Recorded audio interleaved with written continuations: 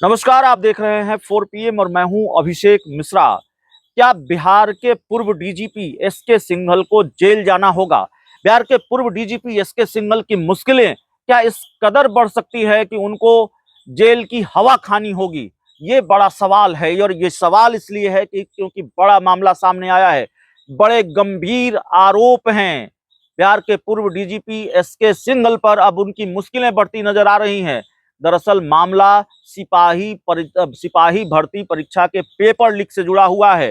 बिहार के पूर्व DGP SK Singhal सिपाही भर्ती बोर्ड के अध्यक्ष रहे, चयन पर्षद के अध्यक्ष रहे और उन पर बड़े गंभीर आरोप लगे हैं। आरोप कितना गंभीर है इस बात का अंदाजा लगा लीजिए। मोटा माल बनाया है, मोटी कमाई की है, मोटी रकम वसूली है।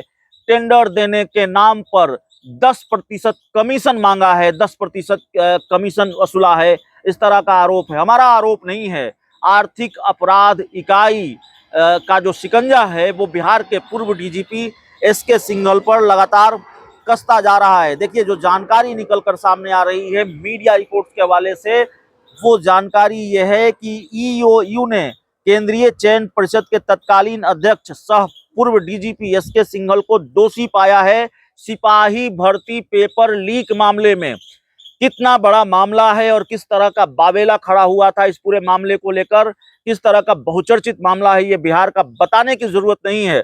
और इस पूरे मामले में आर्थिक अपराध इकाई ने दोषी पाया है बिहार के पूर्व डीजीपी एसके सिंघल को। उन पर लापरवाही, नियमों की अनदेखी के आरोप लगे हैं और ईओयू ने, यानी कि जो आर्थिक अपराध इकाई है, उसने अनुशासनात्मक कार्रवाई की सिफारिश की है और एडीजी ने डीजीपी को इस संबंध में पत्र भेजा है। यानी मौजूदा डीजीपी को पत्र भेजा गया है। मौजूदा डीजीपी जो बिहार के हैं आलोक राज, उनको पत्र लिखा गया है, अनुशासनात्मक कार्रवाई हो पूर्व डीजीपी एसके सिंघल के खिलाफ, इसकी सिफारिश की गई है।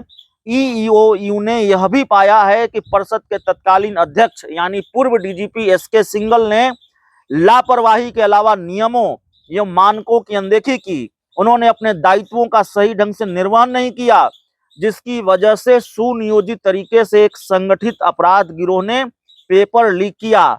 जांच एजेंसी का मानना है कि सिंघल के दायित्वों के निर्वहन में लापरवाही बरतने के कारण परीक्षा की गोपनीयता और सत्य निष्ठा को बनाए रखने के लिए निर्धारित मानकों की अनदेखी की गई। इस कारण पेपर लीक हुआ। इसके लिए इसके खिलाफ उचित कार्रवाई करने की अनुशंसा की गई है। अनुशंसा के मद्देनजर अब डीजीपी और राज्य सरकार को अंतिम रूप से निर्णय लेना है।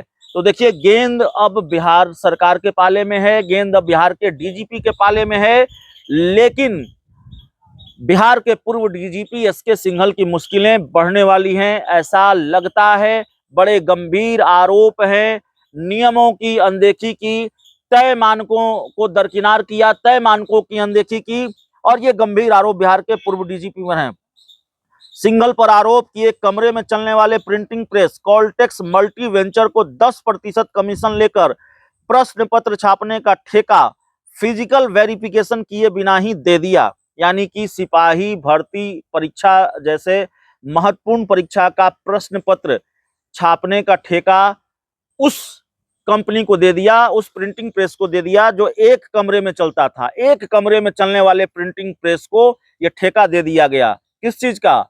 सिपाही भर्ती परीक्षा जैसे महत्वपूर्ण इम्तिहान का, महत्वपूर्ण परीक्षा का। और क्यों दिया गया? क्योंकि 10% कमीशन दिया उस प्रिंटिंग प्रेस के मालिक ने। ये आरोप है एसके सिंघल पर, और बिना फिजिकल वेरिफिकेशन के दे दिया। एसके सिंघल से पूछताछ की गई, लेकिन इस मामले की जांच कर रही ईओयू, यानी कि जो इकोनॉमिक ऑफेंस विंग है, यूनिट है, इकोनॉमिक ऑफेंस यूनिट है, आर्थिक अपराध इकाई है, वो एसके सिंघल के जवाब से संतुष्ट नहीं है।